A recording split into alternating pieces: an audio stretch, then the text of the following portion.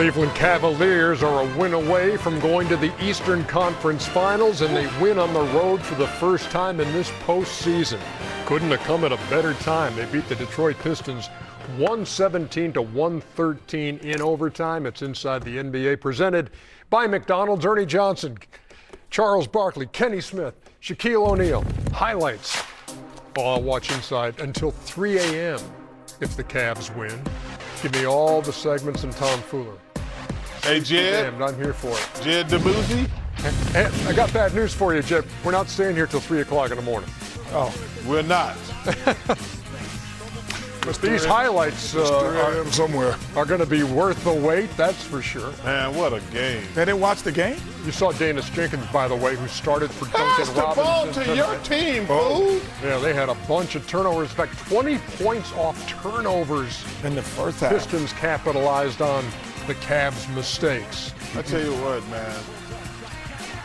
Tobias and Dennis Jenkins pulls up and put the Pistons up 4. He played great. Didn't play in the fourth quarter. Yeah, that's interesting. Not a minute, but I can understand not playing. Jenkins lighting it up from deep. He wasn't playing well. Took advantage of that opportunity, Ernie. This ain't time for you. Oh, don't leave this dude open. Bruce again. He can flat out shoot it. The Cavs scored the last 9 points of regulation. The problem with the Pistons, man, they so Cade dependent. Good defense right there. That should have been a foul. It should have been. A lot of it, too, is when you have a guy, you bring in new guys, and a guy like James, you got to figure out positioning. And some of it is on him, some of it's on me, too. Like, you know what I'm saying? So I don't want to take away from that, but just figure out where we are. So it's just as much as the ball handler as is.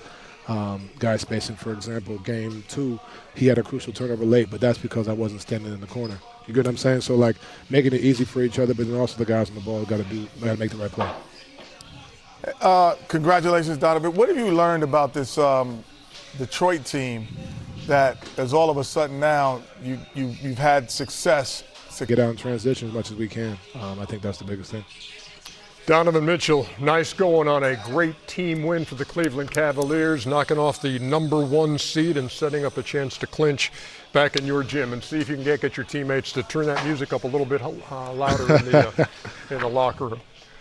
Will do. They're lifting right now. They're getting ready, so I'm excited. Appreciate you. I appreciate you. Thanks for the time. Thank you. Again, that final score is 117-113 in overtime, just the third overtime game of these playoffs.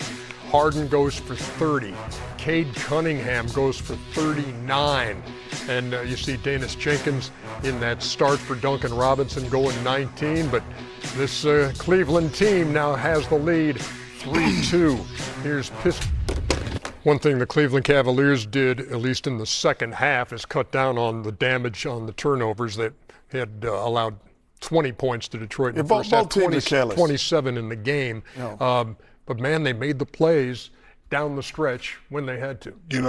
The best thing Cleveland did tonight was not panic. I think they started the fourth quarter 0 for 9 and really wasn't playing well, but they kept it close.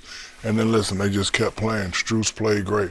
Harden, like Chuck said, was the old Harden, and they just kept playing. When you keep playing, when you can keep competing, anything can happen. They had a couple careless turnovers. I thought it was over, but then Detroit had some turnovers and had some missed shots. And, Cleveland just played. They got it to overtime. Those last 2 calls, questionable fouls, doesn't matter. Got it to overtime, and they just dominated in overtime. And now they did something that they haven't done, win on the road. Now the question is, can they close it out, and can they close it out emphatically? Yeah, they're going to close it out next game. I thought Cleveland was the better team coming to this series. That's why I picked them. When you watch the Pistons play, Cade Cunningham has more responsibility than any player in the NBA, in my opinion. Like they're too dependent on Cade. Like they look for him every single trip up and down the court. They don't. Dennis, which the only guy, he just kind of like he's young and he just be playing. But the rest of those guys, they're so dependent. Tobias. But the rest of those guys, they got to stop. It's too late now. But this year, it is what it is. What do you mean? Oh, you talking about going forward? I see what you're saying. Yeah, to be as dependent. I thought you meant you can't depend. In the history of basketball, you can't depend on one guy to score, make every pass, because that's just against the elite team. You can get through the regular season And they got, but I thought Cleveland. This to me was a Cleveland game. I mean, but if you look at the stat sheet, Tobias got 19 shots, Jenkins got 17, and Cade took 27. That's how it's supposed to be. So No, that's not enough points though. Well, Right. no, he said 27. Oh, they got plenty of shots. Attempts. Yeah, but that's they just got to play a little better. They got to play, but it's Cade has to do too much. But this is the Cavaliers team. So how many shots should he take? He got, he Cade took 27 shots. Oh, he should be between 20 and 25. Okay. But he has to play exceptional though, because they expect him to make every play. Because Tobias didn't have a great game tonight. Not at all. 6 for 19. But I'm gonna just get to my point about the Cavs. This is the Cavs team. I thought James was gonna play well. I thought Donovan was going to play well. I thought Allen and Mobley would play well. Strus is going to do his thing. This is a really good team. I thought one of the reasons I like this team better because when Donovan was there by himself, he was just going to score. He's a hell of a scorer. But now with James there, James can, I said today, he can have a flashback, which he did offensively, but he going to get Mobley, Allen, Strus, all those guys involved. That's why I think this is a different team going forward. Yeah, this was a James Harden scoring 30 and going to the foul line 11 out of 14 for the strike. And they played well, but both teams gave the other an opportunity to win. And Too many times. they just didn't see that. Neither one sees it. You know, as a point guard, I used to look. You look at the basketball as $1 million. You just don't give your $1 million to anyone, and you just don't throw it in the air at any time. You make sure that the person is ready to receive it, and that's the person you want. And if you look at both of these teams, James Harden at times and Donovan, they turn the basketball over. 20 points off turnovers in the first half. That's your hope if you're the Detroit Pistons.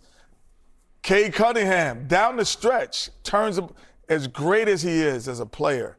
If he eliminated the careless turnovers, he would be MVP possibly of the league. Yeah, but because that is the one thing that at times that if he could just hone in on that, that's the separator for him. Me and Shaq were talking at halftime, and he says, you said Cleveland going to win this game. I said, I agree with you. Yep. Because they should have been up 16.